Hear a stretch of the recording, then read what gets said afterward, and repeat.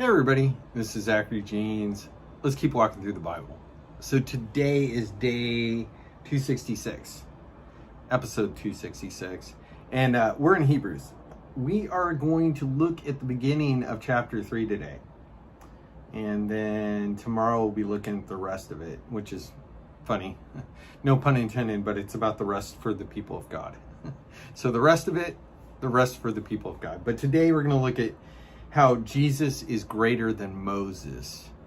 And that was kind of a real question for some, because the Lord promised and prophesied that there'd be one like Moses, great prophet, right?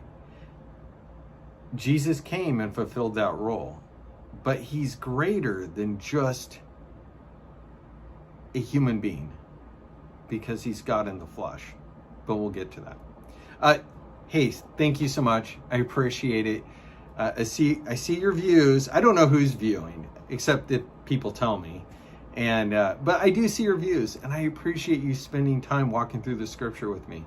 Thank you so much. Some of you jumped in there and mashed the like button. That means a lot to me, because that kind of tells the algorithm, the social networks, it's okay, and this should get out more. And the other thing is, I really appreciate those who've been praying for me. Yeah, thank you so much. So, why don't we stop and pray, okay? Lord, I love you. God, thank you for your word. God, I love you. God, we love you. We love you, we love you, we love you. God, thank you for loving us. Please speak to us. Please speak to me. And help me be a good teacher, and help me be a good listener. It's in your name I pray, Jesus. Amen. All right. Okay.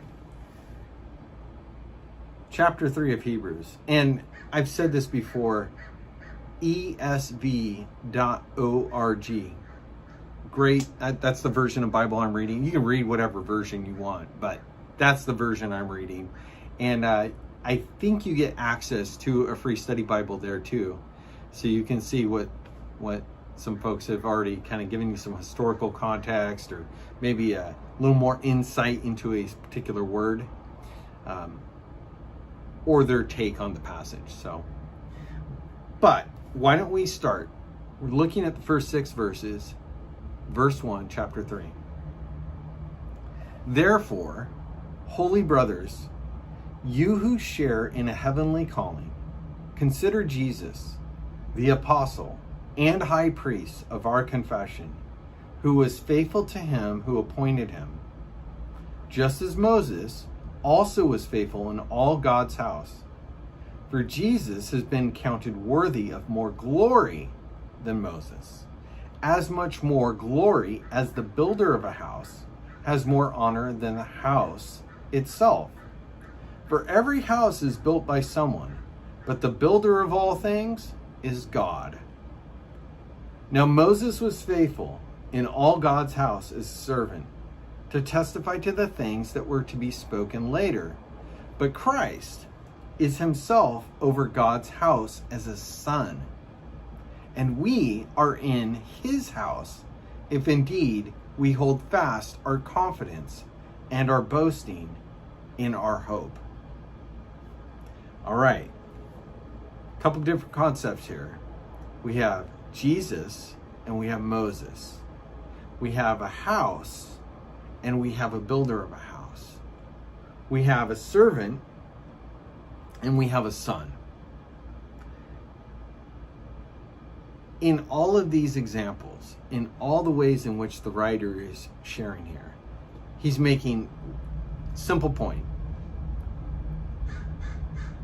You have one thing which is great, but you have another thing which is greater.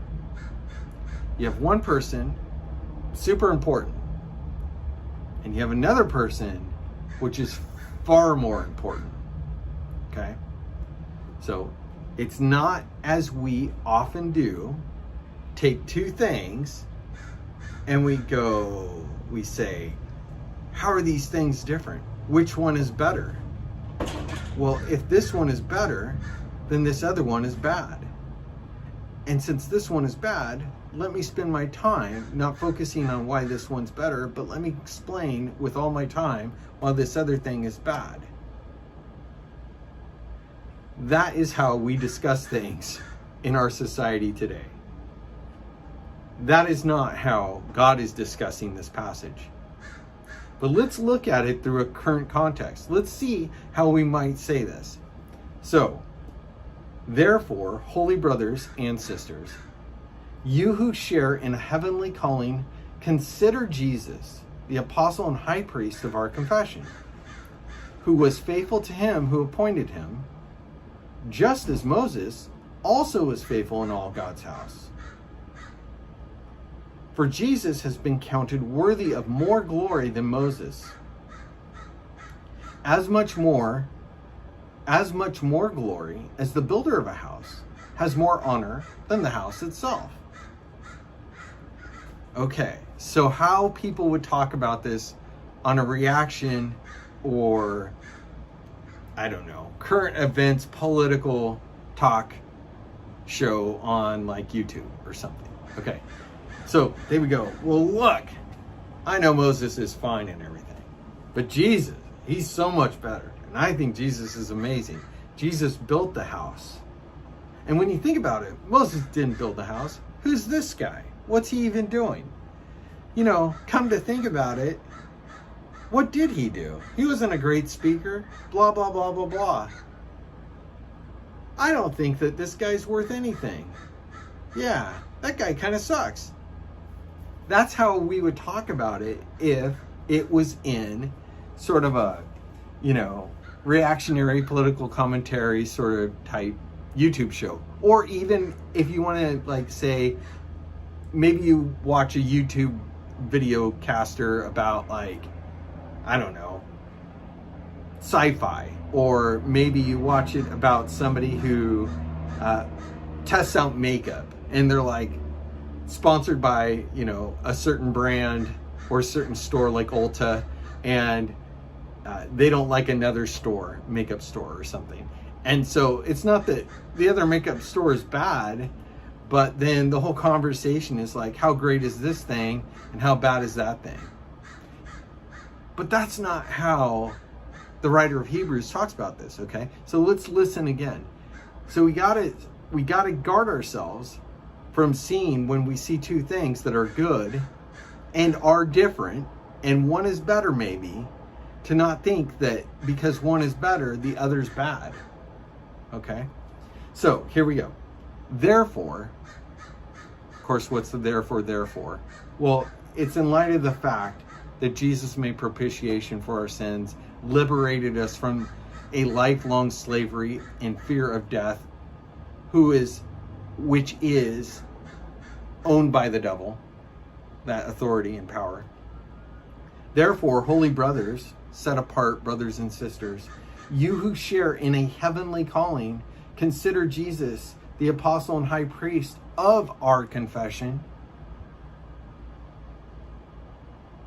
who is faithful to him, the Father, who appointed him, Jesus, just as Moses was also faithful in all God's house. Both faithful.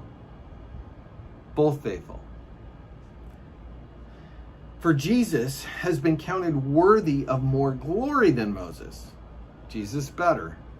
Okay? As much more glory as the builder of a house has more honor than the house itself. Fair?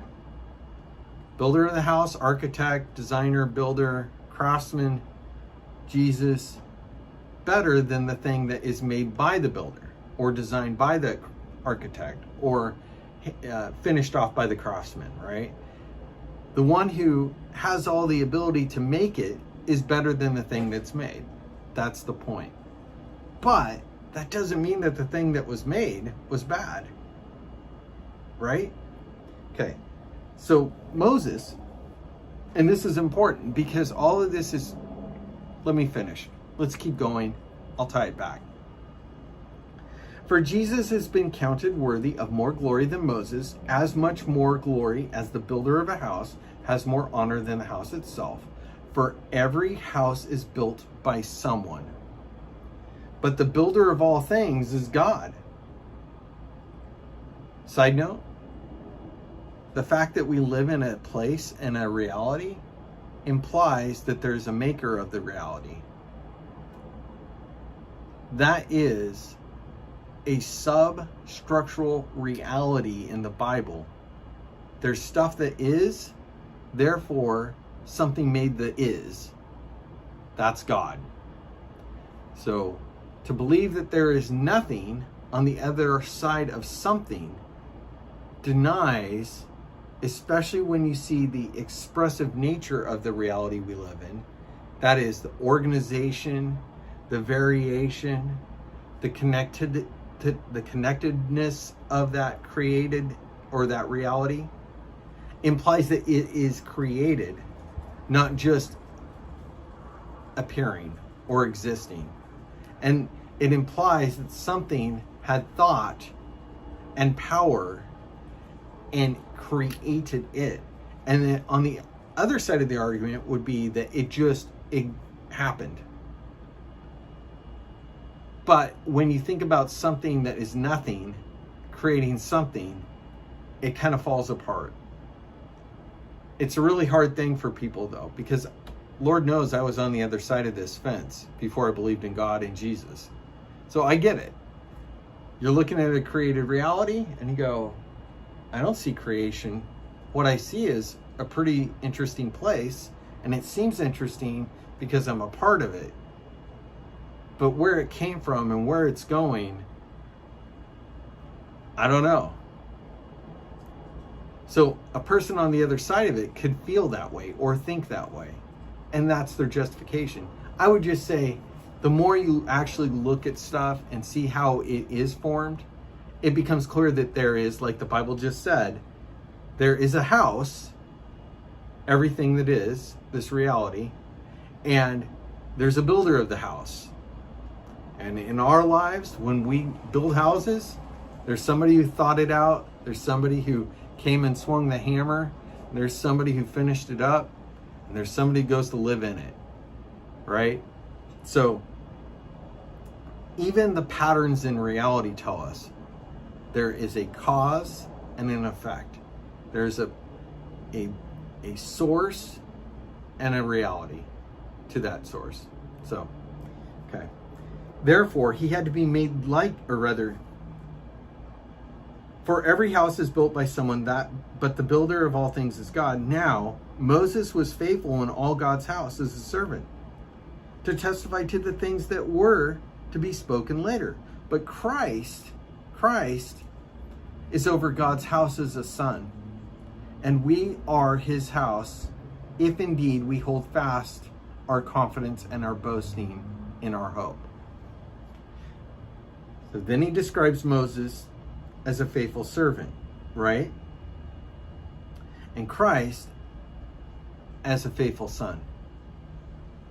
So in the culture which they lived, you had people who were attended to your family as servants in various capacities, different roles, depending on how large your family was and how many people your family needed and could support. So you had servants, but they were never, even as important as they were, equal to those born into the house, that is, of a son or a daughter. And so this image is very easy for the people that writer of Hebrews is writing to. No one would ever confuse the value, greater than, lesser than, of a son and a servant. In our modern culture, we might talk about the value of the servant, the son. The son could be a bad guy, servant could be a good person. And talking about equative responses to those people, and isn't everybody equal? In our personal Bible study the other night, we were talking about James and partiality, the rich person and the poor person at church. Like, you could get into all these machinations and miss the obvious point that the writer is writing. Whether you agree with it or not, this is the image that they're using. They're saying you got a son, a faithful son, and you got a faithful servant. Both are good, but in terms of weight and authority and valuation in a household, the son carries more authority, weight, valuation. Okay, so also note, he talks about us, those who have our holy brothers and sisters who share in a heavenly calling, who are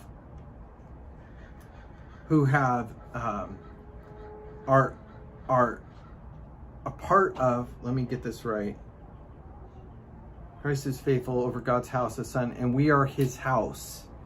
I love that. So the image, which is taught other places, we're part of the body. I might be an eye, you might be a leg, somebody could be a brain, somebody could be a thumb, right? The point is we're all different parts, but we're part of the same thing, a body, and every part needs each other and they serve different functions. And here we have the image of a house, right? We have us, everyone with a heavenly calling, who make this good confession, who share in a set apartness, right? Because we were, therefore, holy brothers, we are set free from our bondage, our slavery, in our fear of death, and of death, which was held in authority by the devil, by Jesus. We share in that. And we, as we share in that, are part of this house. And Jesus is the son in that house, and Moses is the servant. Jesus is the builder of that house, the builder of all of us, right? The fabrication and sticking together of all of us that have been liberated, set free. The one he died for, you and I, he's fit us together in this building. And then there are servants in that building, people like Moses, okay? Faithful, good, right servants, okay? Moses wrote things. So who is Moses in relationship to Jesus? He was the person. Let me get this right for you.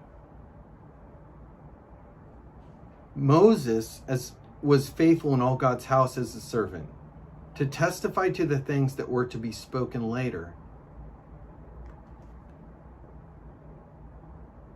He had a service to perform during his time, to deliver God's covenant of the law that had a purpose and set a foundation, or set a system of thought available that would be used by Christ, of things spoken later by the apostles, by the teachers of the church, right? And really ultimately, first and foremost, through Christ himself. So you had the first covenant and the second covenant. And as Paul taught us at great length, the law was good. It just doesn't serve the function that people thought it served. It actually served to show God's righteousness and our sinfulness. And it wasn't there to save any of us, whether you're born into the Jewish people and religion or not, or you're a proselyte who came in from outside. The law itself, people thought could save, but it couldn't. What it could do was show your alignment with the Lord in keeping the law. But ultimately, every person violates the law, and it shows our sinfulness, our rebellion, our nature, and our need for a sacrifice. Thus, here's Jesus, a propitiation, both a high priest and the propitiation, that is the blood sacrifice for our rebellion, our sin against God. So Moses here was faithful in all God's house as a servant. people wanted to bash, especially from outside, that were coming to faith outside of the Jewish people in the Roman culture. And Lord knows that there's plenty of people bashing Jewish people now, and I think that's the dumbest thing ever.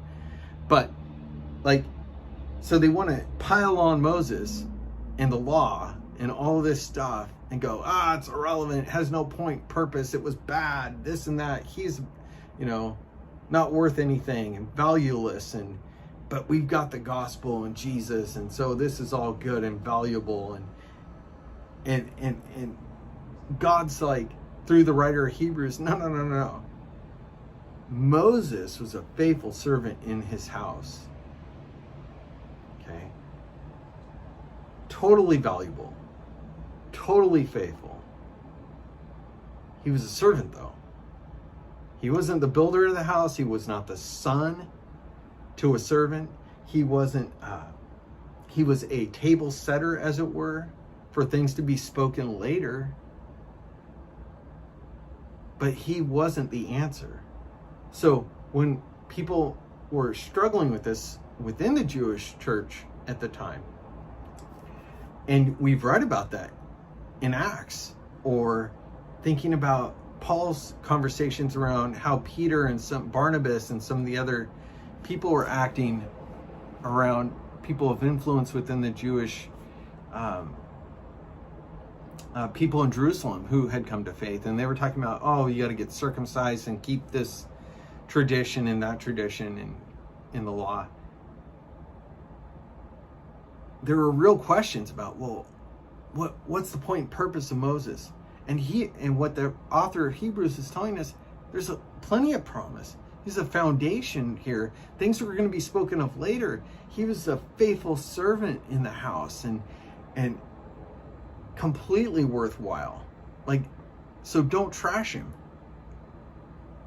It's really easy to do that, though, for people. And I'm not immune to it.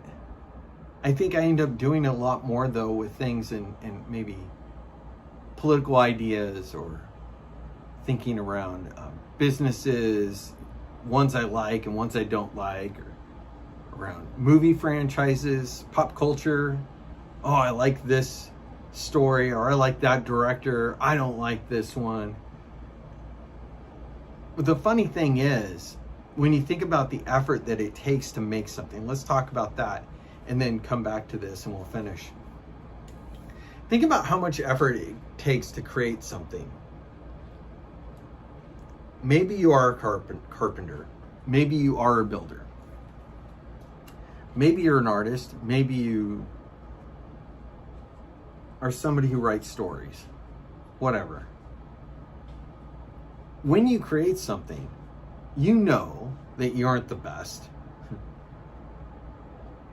But you're all right, and you put it out there, and then somebody who has taken no effort to make anything can look at your stuff and then just trash it in the comment section. If you put it out there, say on YouTube, or commentary out on a social media post, or whatever, conversation even. You could put something out there and then the critics come. It's easy to criticize. Why do people do that? We feel powerful when we assert our opinion and our authority of that opinion over things which have value, and ascribe to them less value. People feel powerful when they can take something that is of worth and diminish its worth. That is power. Now, it's not real power. It is a false sense of power, but it is the power that people feel. There is a real power in creating something. Now, let's talk about things of value. It's okay, obviously, to like one thing over another, or to see how something is greater than something else. But to say that something else that you don't like has no value is actually an incorrect statement. It's actually an unhealthy way of looking at something someone has made. Even the simplest finger painting or hand sketch took effort and is an expression of something that someone had inside them onto paper or onto canvas, right? Or onto a digital notepad. That in itself is better by many factors than nothing, right? A blank page, despite modern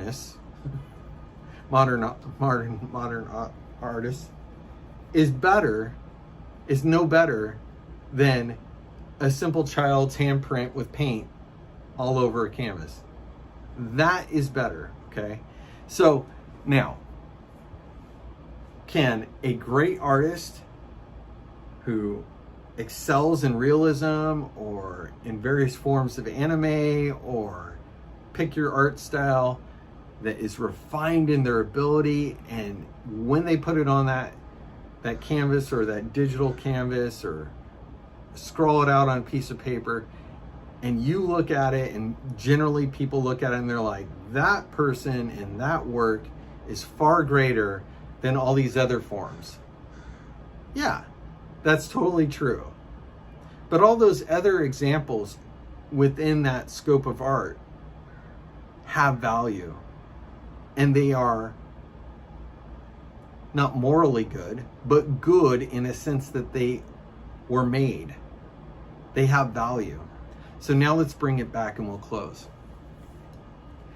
In the same way, when we read of issues in the Bible, like the passing of the Old Testament law, and how Paul talks about how the law we're dead to the law and alive to Christ, and how we don't serve the law anymore, and well, there's no value in keeping the law for the purpose of salvation.